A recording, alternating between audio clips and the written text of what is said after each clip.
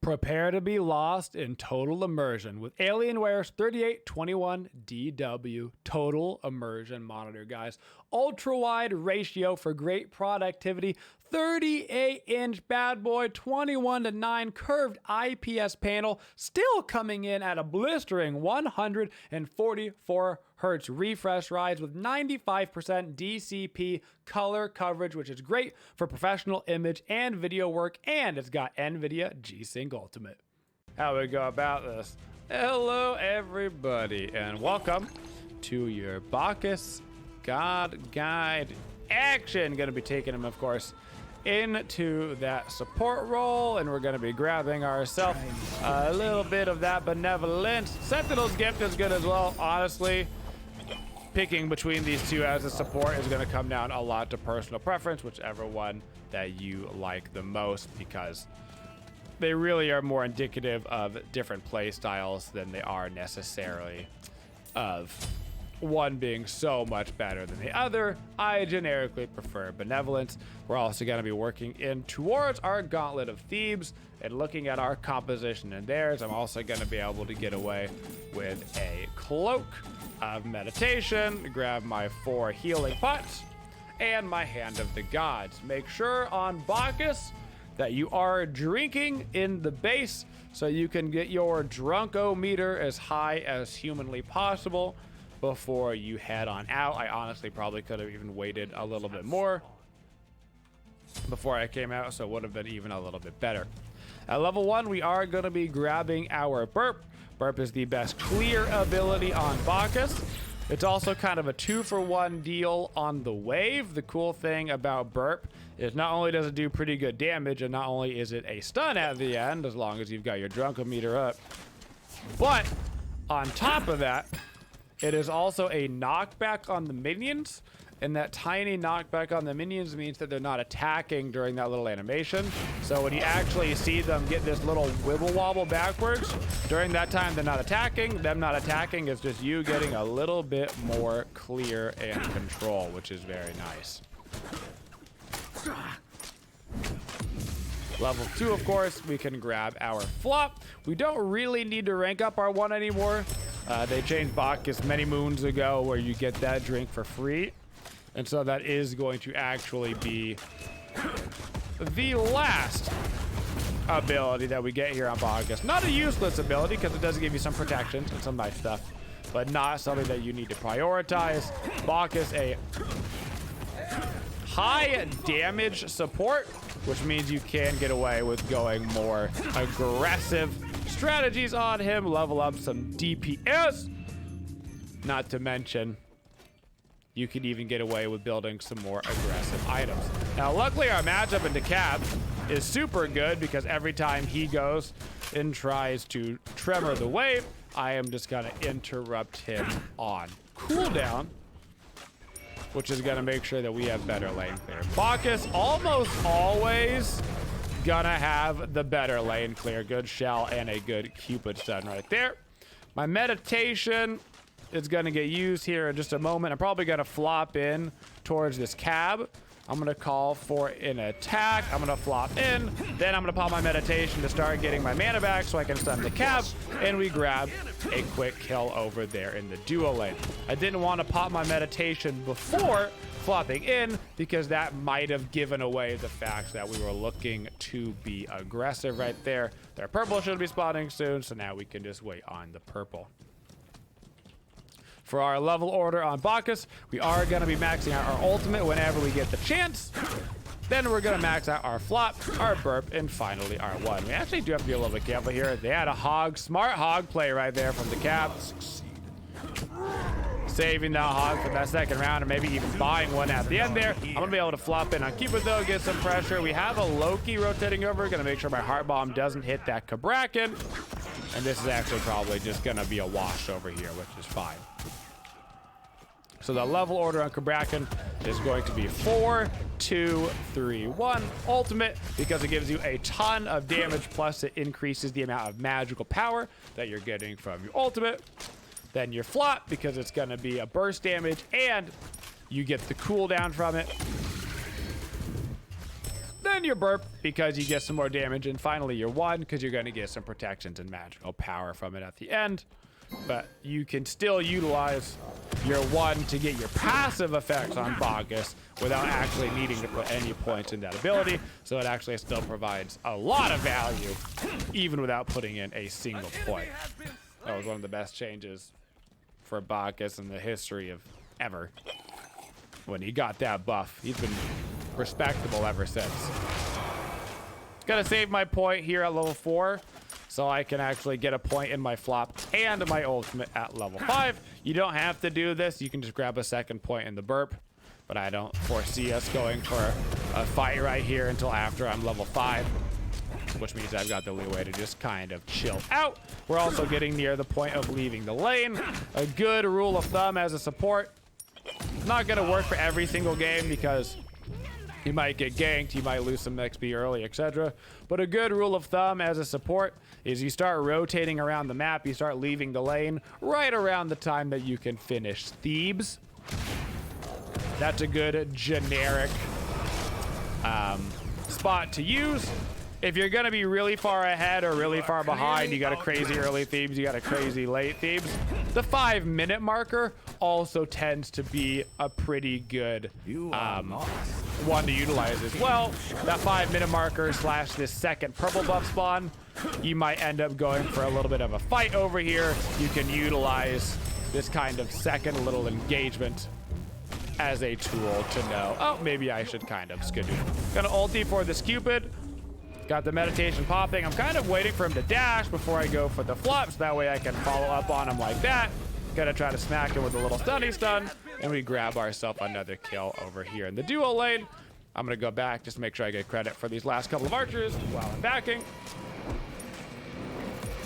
And I can get my Thebes as well as a couple of wards. Always, of course, making sure to drink in the base.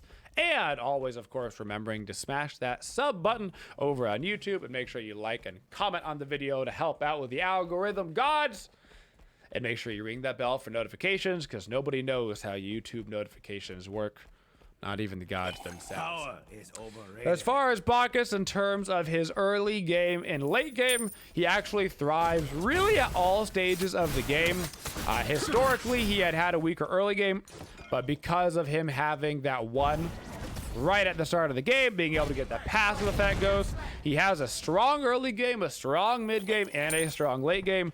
There is truly no weak point of the game for Bacchus in terms of power spikes. He does have things, obviously, that he's better and worse at. He's one of the premier initiators in Smite, one of the best in the game. Fantastic for setting up wombo combos with. Not necessarily the best for keeping his team alive. Peel-wise, pretty solid because he's got the stun, he's got the flop, and the drunk. A lot of CC in this kit that he can use to keep the team alive, but he is not going to be as efficient as the Gebs, Kepris of the world, etc. So you're most of the time looking to go in and start the fight on Bacchus more so than necessarily peeling for your backline. Premier initiator. He can peel, and you will have to do it throughout the game. You're a support, kind of your job. But that quick flop in, you follow it up with a little stun combo, bada bing, bada boom. Speaking of combos, we should mention that since the last time we were kind of going through the guides, that diminishing returns have changed. Diminishing returns are that little bar that you can see down here pop up on your hotbar. And that is referring to how long the CC is going to be that you get hit by. Gonna go ahead and throw down my ulti right here on this Agni. We made him pop his beads. Gonna start popping us a fairly early meditation here just to make sure that we stay alive, and I need the mana anyway, so it's kind of a win-win. How DR works is basically if you get hit by an ability of CC, the next one you're gonna get hit by is gonna CC you for just a little bit less long.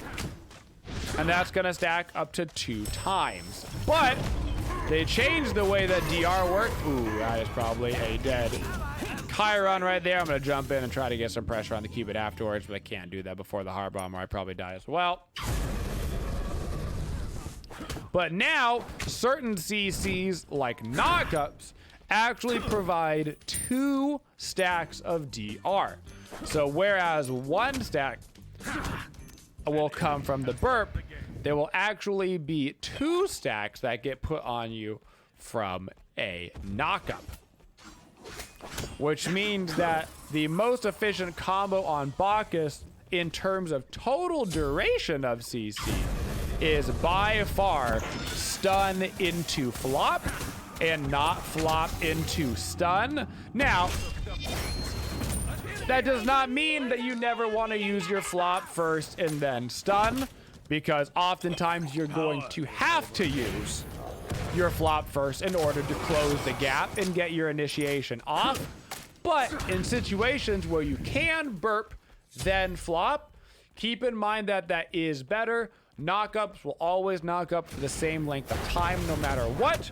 A stun can be heavily reduced by CCR. So we're talking the difference between getting a 1-second stun out of Belch of the Gods, doing Belch into belly flop, compared to getting the same belly flop range, but only 0.6 seconds basically out of that stun. So a pretty significant difference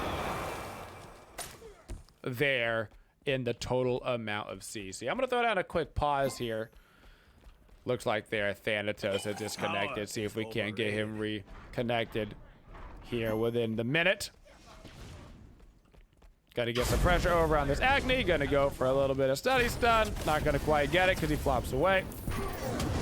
Also, to be noted around the CC for Bacchus, your ultimate on Bacchus used to get DR'd into Oblivion. I am talking this thing used to just... It's supposed to be 6 seconds long, and it would last like 3 seconds.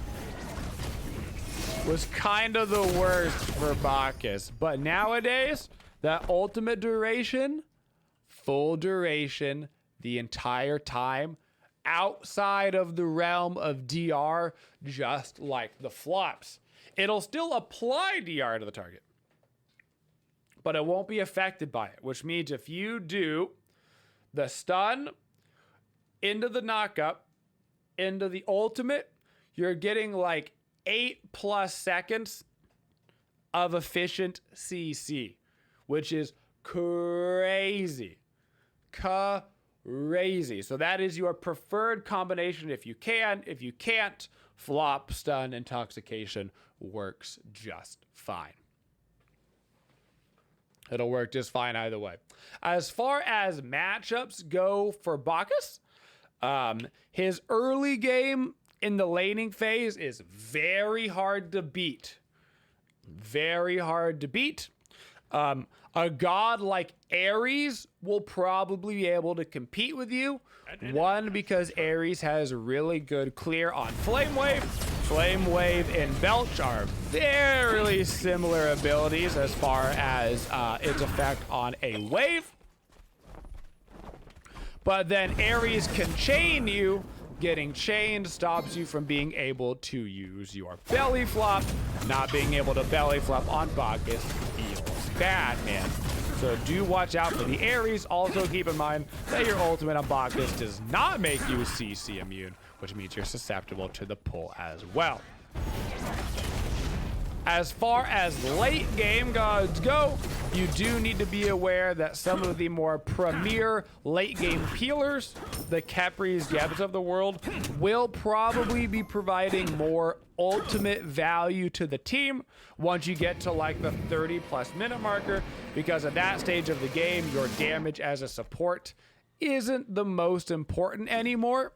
I know my nephew doesn't want me around right now. And so the additional damage that Bacchus, much like Ares, is adding to the game for the first like 20 minutes of the game in particular, does eventually start to drop off.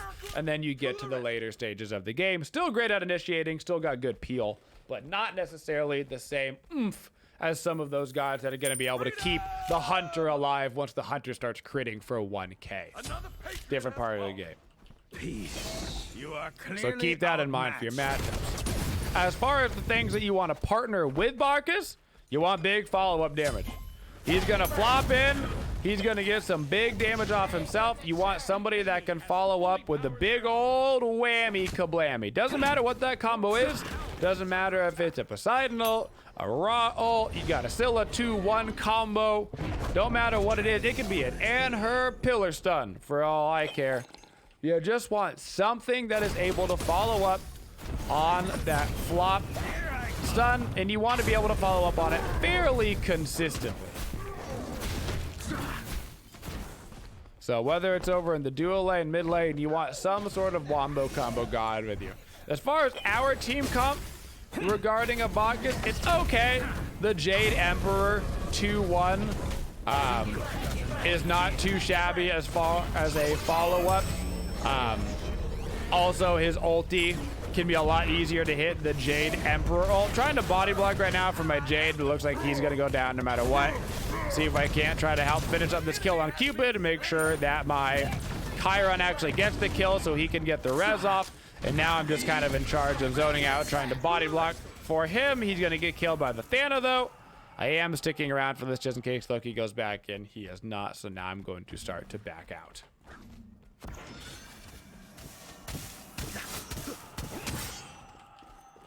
For your positioning on Bacchus, because you are the support, because you are an initiator, you're going to be pressed far forward. I don't want to press too far forward and show that this Agni that there is a tier here. So I'm actually going to chill back on that one. Going to go in and flop him.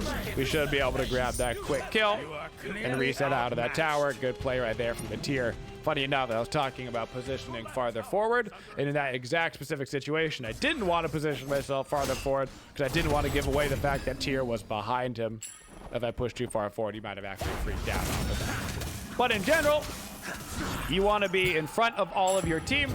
You want to be providing that presence. If you take a little bit of poke, not that big of a deal. Gonna quickly look at their composition. They are rocking a triple physical comp right now, so I'm gonna keep that in mind for later. Also against this comp, I'm gonna grab my team. We've already got the meditation, which is gonna be wonderful for the Thanatos. I'm just gonna grab us a quick magic shell, make up for a little bit of my deficit in the keeping my team alive department through my actives with that meditation and that shell instead of going a more aggressive active.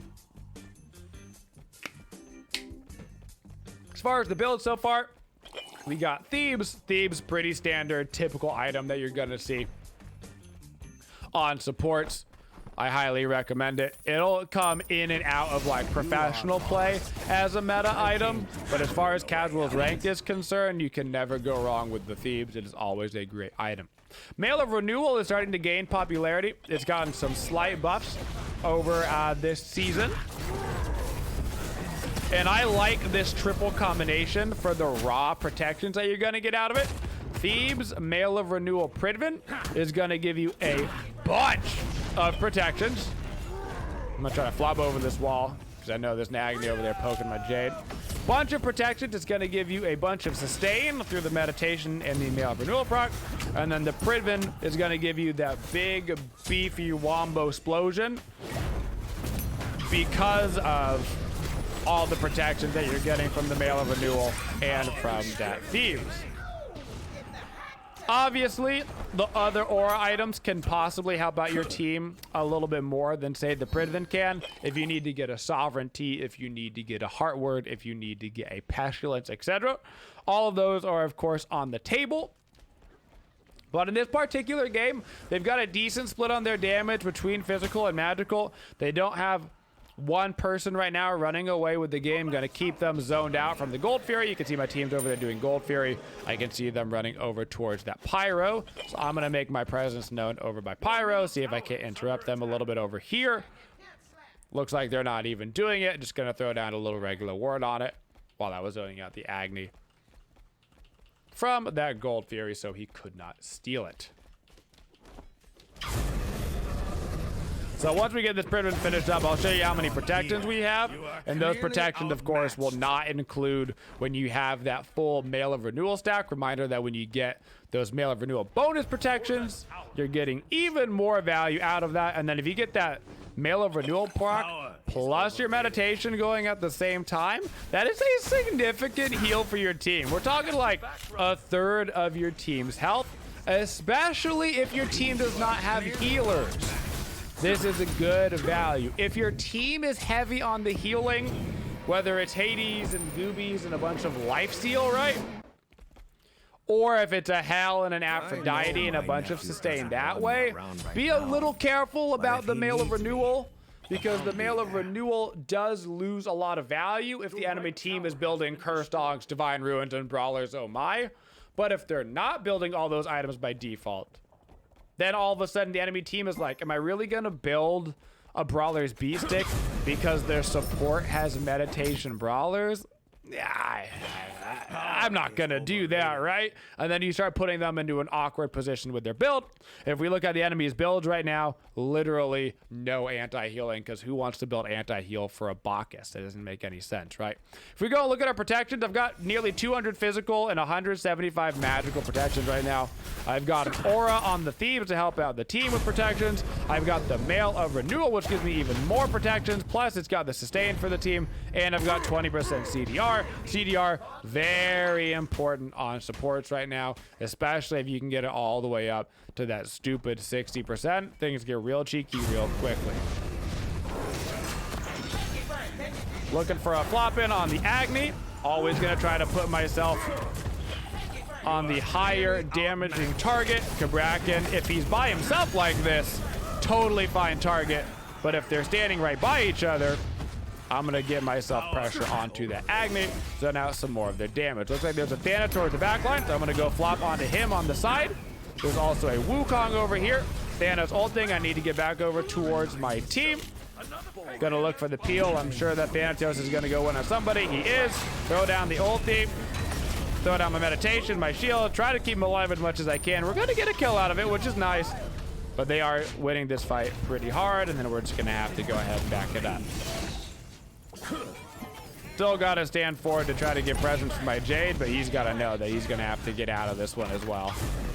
See if I can't stun the Wukong off of him so he can't go in too aggressive. Not trying to get my guy killed right here, but we do have the ability to force out the Wukong ulti. My mana is pretty much empty. They've got the Wukong in the air. They're going to go do a little pyro action. That's fine. I'm going to back it up. I am ranking up my meditation right now in order to get the Cloak of the Aesthetic. It is, in my opinion, one of the best actives in the game. That minus cooldown that you give out for your team can absolutely change a team fight. It's also severely, I think, underrated. And if you get a very high cooldown build going, plus you get that, let me tell you, that gets real annoying real quick.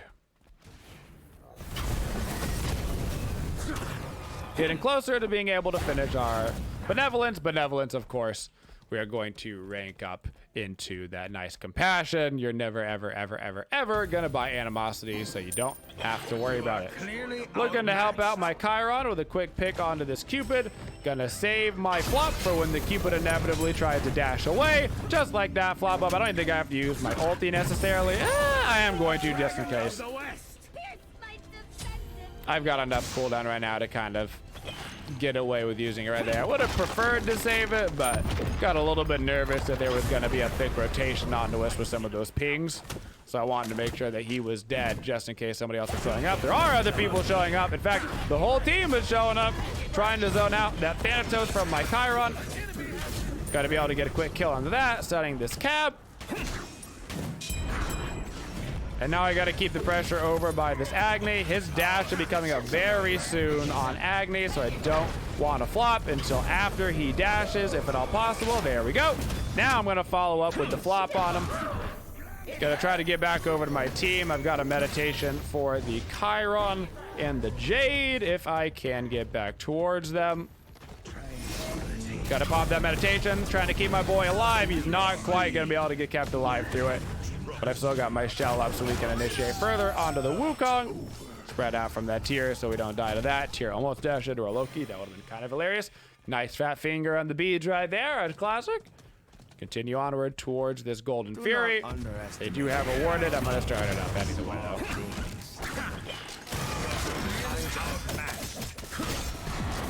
I am taking the Gold Fury, which means our solo laner is on zoning duty. If our solo laner was tanking the Gold Fury, then I would have been on zoning duty. Between the solo laner and the support, one of you should be tanking and one of you should be zoning pretty much every single objective. So because I've got so many protections through these first 3 items, it's also going to open up a little bit of an interesting build path for me if I wanted to. I can get an item at some point that doesn't have any protections on it. For my next one, I am going to get a Spirit Robe. As far as making yourself infinitely tanky on support, the Spirit Robe is one of the best items in the game to do it, because it's going to give you that passive with damage mitigation. Damage mitigation in Smite is really strong. It stacks on top of and separately from protections. And also because Bacchus gets damage mitigation from his passive, those also stack together, which is on top of the protections but separate. It's very, very good. Stacking mitigations on Bacchus is strong. You don't necessarily need the Oni Hunters, but Spirit Robe plus Bacchus are just kind of a perfect combo. It's also going to bring me up to 30% CDR, which means that if I have a red pot, I'm actually capped on my cooldown as well, which is very nice. Gonna get a sentry ward over by this Fuego. In fact, I'm gonna wait on putting that sentry ward down because they are gonna put theirs down. They sure did. Gonna do a little up down right here on this Thana. Gonna pop my ulti right there. Gonna try to get back towards my Jade Emperor because he needs some peel. So I'm coming back for a little stun on this Wukong. Tyr is getting focused pretty hard. That is dash down on the Agni. Gonna flop towards this Cupid. Saving my meditation and shell for now. Now I'm gonna meditate towards my Loki. Not gonna be able to save him, unfortunately, with that. I gotta flop myself out, put myself into a better position. He kind of just got bursted down before anybody could even save him. And now we can use our sentry ward over by the Fire Giant. Counter this up. We need to be careful with our positioning on this one. This is way too far forward. Gonna flop this towards this Wukong to get him away from my Chiron. We gotta be careful where we are standing right now. I have to stick around. My Tyr is backing, which means I need to stay around the Fire Giant to make sure that they don't get these objectives for free.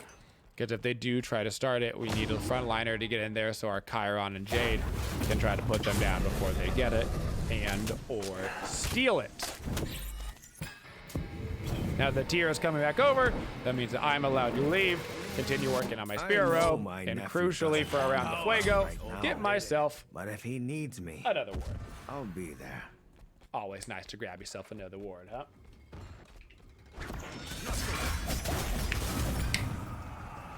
Almost stole my Loki speed buff right there, attempting to sip on some G Fuel. Don't steal your jungler speed buff. That's a good way to get them to leave the game. That was a close one. Gonna run right back over to the Fuego. Grab that. We should be coming over towards the Fire Giant. It is objectives o'clock, which means we should be doing the Pyro. Tyr is tanking, which means I'm on zoning duty. I do see a Cupid over here. Cav's over in mid. Now at this point, we can probably just start shoving lanes. I'm gonna get some pressure over here on the Agni and the Cupid. A little far forward, but the Agni did use his dash. Weren't able to capitalize on it with the Tyr. I do have to be careful now because I got a little far forward. Ooh, we're gonna be able to do a pick on the Thana though. Nice job from our Tyr being able to grab that. My flop is down for 3 seconds. I do have my ult yet, which will give me that little shield proc.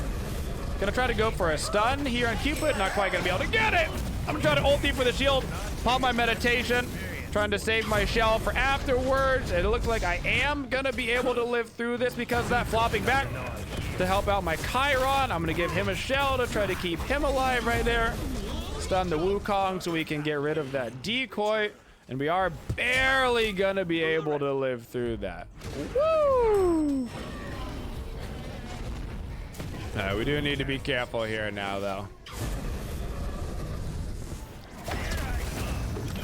Heal for my Jade Emperor in the back. At this point, it's just operation. keep everybody alive for as long as we can. I do have enough money to go back, finish my spear robe, and also grab another sentry ward. Gonna just ping the catapult on the map so we're aware that there is a catapult over by the duo lane. But I do need myself to go immediately back towards the fire giant to make sure that they can't go for it. We're in the fire giant dance stage. Woo! That was hard to get out.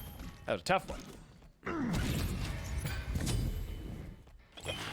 Looks like, yep, Agni is the main problem right now. He is swinging. His damage is off the charts. Luckily, we've got Compassion, which gives us a lot of magical defense. So we're actually nearly capped on that magical defense right now. For our last item here, this is basically entirely flex. I could go something like a Relic Dagger to have the Meditation Shell up more often would be fantastic. I could get a Heartwood here for my team to not only give myself more magical protections, but give my team some more magical protections. That might end up being the route that I go this game since the Agni is doing the most damage. Also, Heartwood has an upgrade on it, which is very nice. So we can get a Glyphy Boy as well from that. If they had healing, I could of course grab Pestilence or a Contagion or something, but they don't have any healing that I'm super concerned about. He says that the Cabrak can start healing. Shout out to New Renewal. I got the stun. I'm gonna get this flop right here. It's gonna be a pretty low Cabrak, and we're not gonna be able to finish him, but I'm gonna keep him from backing, actually. He's gonna go for the ulti on me for sure. But I've got my own ult, and I'm gonna be able to flop myself out. Thana's going for the ulti, so I pop the meditation on myself to make sure that I heal up so Thana cannot land on top of me and get that kill. Meditation, of course, also very good against gods with executes, Thanatos' Quangs of the world, because you can get yourself out of that execute threshold, you and your team for that matter. It is still baby fire. We can kind of start it to bait, but we are gonna have to go for the fight on this. I don't think we're gonna be able to burn it fast enough. I'm gonna call for the attack, see if we can't get towards that Thanatos. We know that his ultimate is down. That's his beads now down 2. Cupid ult down, popping a shell for my Loki to keep him alive. Wukong is in the back. That's his ult. We're gonna get rid of that decoy real quick. Cupid dashed in. I immediately hit him with the stun. I'm looking to try to get to the Wukong. I don't know if I'm gonna be able to get to him, so I'm gonna up down on the Stana. Hit him with a little ulti. Hit him with a stun. Try to finish him off with a little print of him, but I'm not gonna be able to do it. It was so close. They're so low, I believe. Oh my god, the Wukong is healing up so much. Dang, we missed too much of the tier stuff. And I'm just gonna have to kind of walk out of this one. So much damage, everybody's so low, but just not able to get the kills on them. Dang. Good fight from both teams though. This is me and the infinite blue buff. I have to let that go because I've actually got a full heal and get myself back over towards this fire giant as soon as I can. I'm gonna rank up my shell here before I finish up the Heartwood. I like to get the meditation ranked up a little bit early because the meditation by itself, decent. Once you get it up to the cooldown cloak, crazy good. Shell, on the other hand, you have to rank up immediately if they've got a ton of walls on their team for the Phantom. They do have the cab on their team, so the Phantom Shell maybe has some value here, but Fortifying Shell would also be good for the team, so I kind of need to decide which way I'm going to go on this one. I'm still not sold what's going to be entirely better for the team. They'd both be good.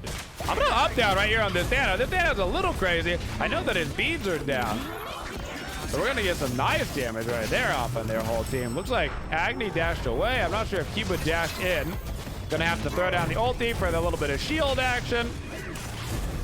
Throwing down my burp for the sunny stun. I gotta be careful on this Thanatos ult. Damn, I tried to hop over it, but I wasn't quite able to get the leap off in time. We get the Cupid, but we lost me and Loki. That's a hard exchange right there. Chiron's dashed again. They can still win this fight, because they are very low, but they've got so much front line on their team right now. Woo! That was actually a really good Jade Emperor ult. That was a great tier combo. Wow. Some really good peel coming out. I don't think it's going to be enough. I think he is going to be able to get out of that one. I'm going to grab us that Phantom Shell just to have it for the cab ults. They look like they're pretty annoying for our Loki and our Chiron, so that might just help them live through these team fights. The Fire Giant, on the other hand, is not free. Yeah, they're going to go for Pyro because they don't have their Hunter alive, which means they really don't have the capability to do the Fire Giant. That and the fact that Cab and Wukong were both at essentially 1 HP. Power is Get our drink up and running. Got to work on that heart word. We'll end up upgrading that that heart word glyph as well. We could get ourselves the stronghold, but honestly, I think the silence is probably gonna be better off for the team. If I can silence them in the background, Pridven procs and silence procs and all sorts of stuff, because Bacchus is a little bit more on the aggressive side and I don't need that many more physical protections, that's probably just gonna be the way to go about that one. All right, we do have to be careful here. I am okay. Tyr is okay. It's Loki that's the one that's got to be a little careful. They did stay on it. I'm going to go for the flop in the back line, actually. Throw down a little 4 or 5 man ult right there. Thana immediately ulties. Got a nice heal. That has to mail a renewal and whatnot. Thana in the back. Gonna try to get that flop off. We are gonna get the flop. Hopefully we kill him. We sure do. Popping the meditation and popping the shell right now. Just for that value, not even for the phantom effect itself. We're gonna keep pressure onto this cab. Hopefully somebody will be able to get to him. I gotta come back for our Jade Emperor. Jade Emperor is going to be fine. I'm gonna call for the attack Fire Giant, and I should be able to start that up. We got them all zoned out from that. Good fight for us. Saw an opportunity to go in right there. Got to start off that fight with like a 4-man ulti, and that does help a lot. Also means that they were panicking right off the bat. I don't necessarily have to be in melee range of the Fire Giant. Ooh. Because I'm still tanking it. I got my Pridven proc back up, so I'm gonna throw down the ulti, but we actually gotta get out of this one. That Wukong got back too fast, and we just don't have the damage to do it, even with the Jade. Might be able to get a quick little kill onto this Wukong, though. Dang, he had his ulti back up again. That Wukong is ultiing on flipping cooldown. He's got 40%. Yeah, he sure does. Are they gonna go right back for fire? Nope, they're not gonna go right back for fire either. Sometimes this is a close game. This is actually when Smite games is the best. When you get to just do the Fire Giant fights over and over again. It's just like, who's gonna throw the Fire Giant fight first? Who's gonna get the enhanced Fuego? Both the hunters keep dying in these fights, which means nobody can actually do the Fire Giant afterwards. Ooh. Tank middle lane. Power. That cab is pretty far out, if I do say so myself. If I was that cab, I would try to come back in from the top left. I think I'm literally just gonna... He might try to come around the back on us? Nope. Thana's at 1 HP? Where'd the cab go? Looks like the cab left. Thana's gonna get out. They're gonna go start up the Fire Giant. They need probably the Tyr tanking it. They're trying to come in with the Agni, but I'm gonna zone out him and Cupid. It's literally just one front line in there. They should be totally fine. I'm keeping the pressure on this Agni, because this Agni was the one wrecking our whole team. Hopefully we get the kill on Cab. We do. That's his Aegis down on Agni. That's his dash down again. I need to look back towards the back for the boys. Gonna whiff that flop. That's an unfortunate one for sure, but we get the kill anyway. Now I need to peel and play Operation Keep Chiron alive. He's got the meditation proccing on him, so that's gonna help keep him alive. And I'm gonna go back over towards the Fuego, because now we actually have a Hunter alive for the Fire Giant. Still got my shell up if we need that. Agni and Cupid are definitely gonna contest this, that's for sure. Nice pressure onto the Cupid. There's still an Agni back here we have to watch out for. Agni dashes down, that is massive. Popping the shell just to make sure our Chiron lives. Putting the pressure onto the Cupid. As soon as we kill that Cupid, we go right back onto the Fire Giant. And we were the ones that ended up winning the first Fuego fight. Very good. Oh, we should wait for Loki 3 seconds. Yep. 3. Oh, no.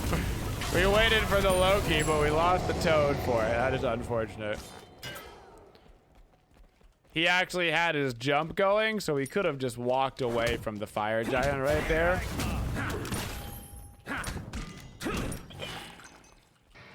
And he would have been able to live, and we would have had it on all 5. But I guess either way, we're having it on 4 out of 5.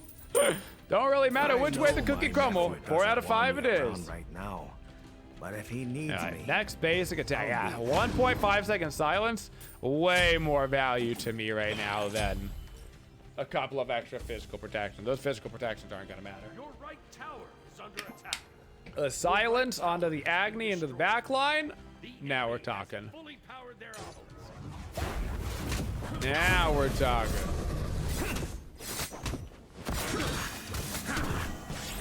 Little green buff for just an ounce of extra XP. Just a tiny extra little bit of XP. you are clearly At this point, outmatched. they've got a catapult coming down mid, so we should shove down mid as well. This Thanatos is actually out of position. We should be able to force his ulti right here. Yep. Thana ult down is huge. We can grab the catapult as well, so we don't have that pushing down our lanes. And then once we're done with this mid T2, we can go and we can shove right lane. Right lane is the one that we really want to be shoving, but they sent the catapult down mid, which meant that we had to go deal with that catapult first, so I didn't just shove down our own T2 while we're doing all this. The reason why you want to shove down the duo lane first is because it is the farthest away from the fire giant, which means that if you do happen to get that Phoenix down, you'll have the most pressure on the map for the next upcoming fire giant here. if you don't get to end the game off of this push. Your left tower is under attack.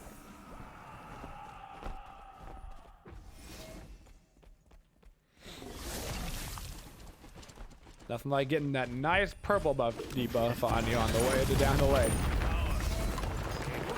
Alright, I gotta be careful about getting stuck in the Phoenix range as Bacchus, so I'm actually not gonna use my flop to initiate on this fight. I'm going to simply run in once the creeps are a little bit closer. I'm looking around for the Agni. There he is, trying to get pressure onto him, forcing him to go away. I see that Cupid has dashed. I'm gonna go ahead and just reset this right out the back, keeping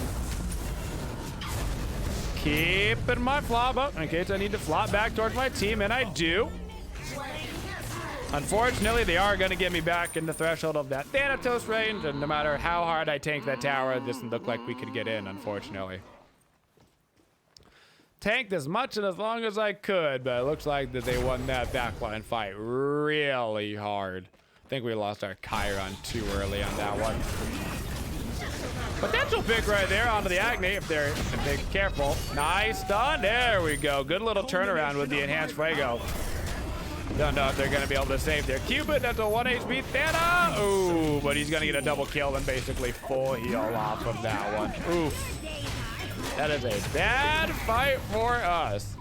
They are going to be distracted long enough that me and Chiron are going to respawn before they could like go for a Titan or anything, but that was a ugly team fight.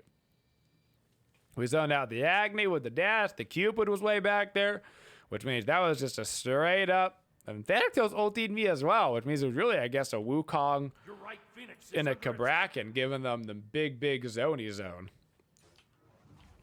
which is not so good Your right for our future, destroyed.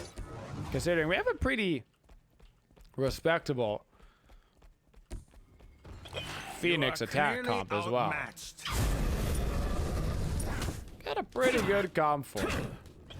Power is overrated. Now you're gonna see the reverse effect of what we wanted, which is that dual lane side being down, which means that now we are the ones that have the pressure on us for the next fire giant fight. And if the fire giant fight takes too long, then they're gonna have creeps in the Titan room. So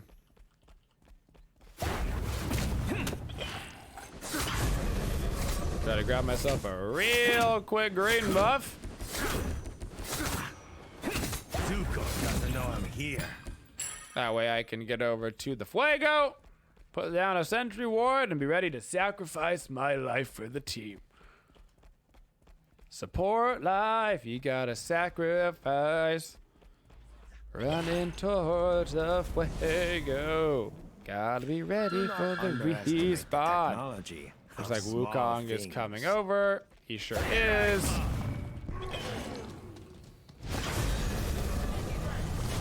That's his dash down, which is nice.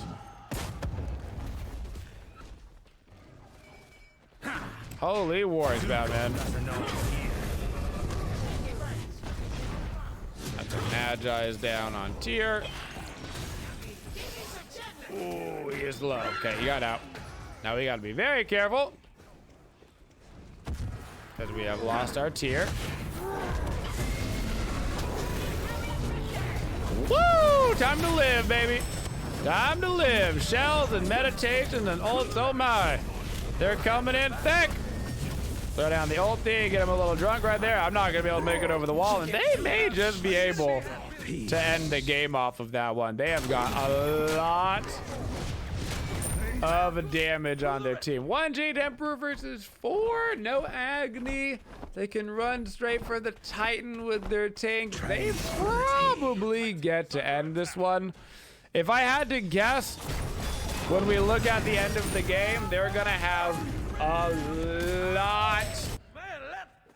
lot of burst damage that came out of the Agni on this one. That was kind of the turn of the tide. Not to mention that we had about equal on the frontline department. Wukong Cab compared to Bacchus tier, but we had a Loki compared to the Thana. I mean, that was pretty close. Composition-wise, it was pretty close. So there was nothing too bad there, but that's really just going to come down, I think, to they had the better ability to burst us down. CC was about the same. But all holds true for Bacchus. Initiate in there, get some big old damage follow-up.